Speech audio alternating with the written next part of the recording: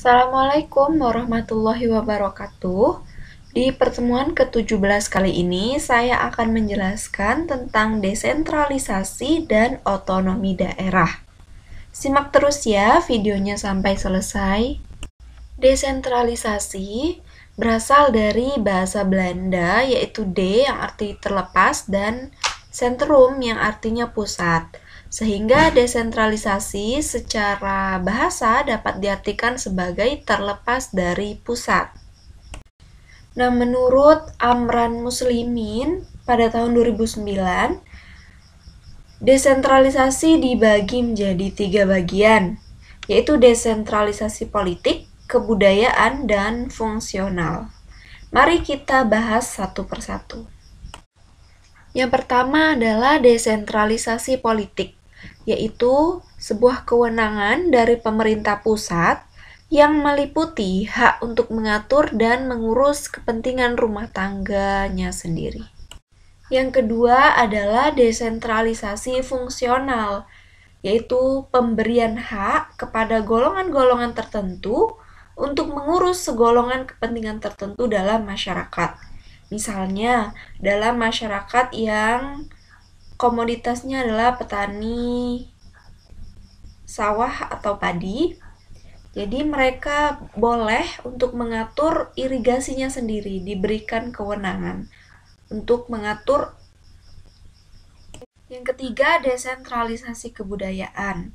Sesuai dengan namanya, jadi desentralisasi kebudayaan ini adalah pemberian hak kepada golongan-golongan minoritas dalam masyarakat untuk menyelenggarakan kebudayaannya sendiri. Adapun tujuan diberlakukannya desentralisasi ini adalah agar urusan-urusan dapat beralih kepada daerah dan menjadi wewenang serta tanggung jawab pemerintah daerah. Sekarang kita akan bahas tentang kelebihan dari desentralisasi.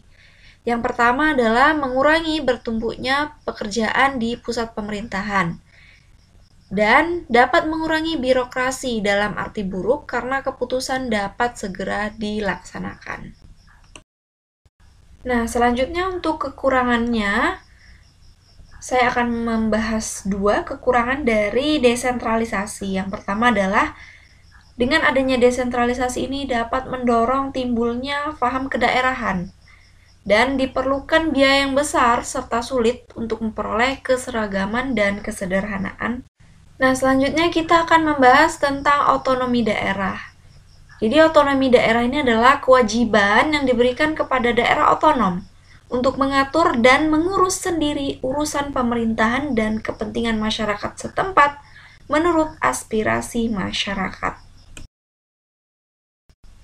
Berikut ini adalah prinsip-prinsip dalam penyelenggaraan pemerintahan daerah. Yang pertama adalah prinsip kesatuan, di mana dengan adanya pelaksanaan otonomi daerah ini dapat menunjang aspirasi perjuangan rakyat guna memperkokoh negara kesatuan dan mempertinggi tingkat kesejahteraan masyarakat lokal.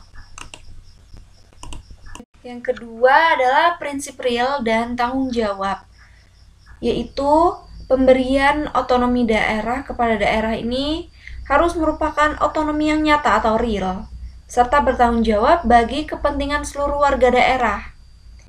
Dan pemerintah daerah di sini berperan untuk mengatur proses dinamika pemerintahan dan pembangunan daerahnya.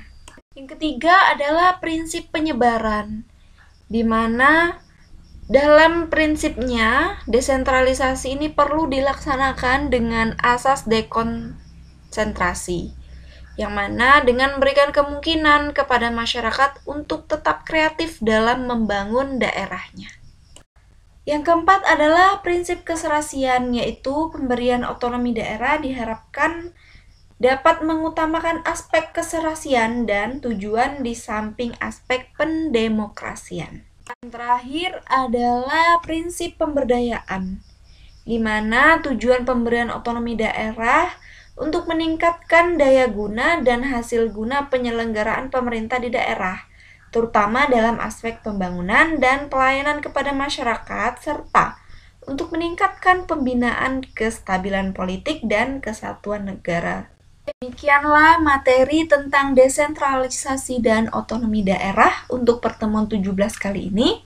Semoga videonya bermanfaat. Jangan lupa like, comment, and subscribe channel YouTube saya. Assalamualaikum warahmatullahi wabarakatuh.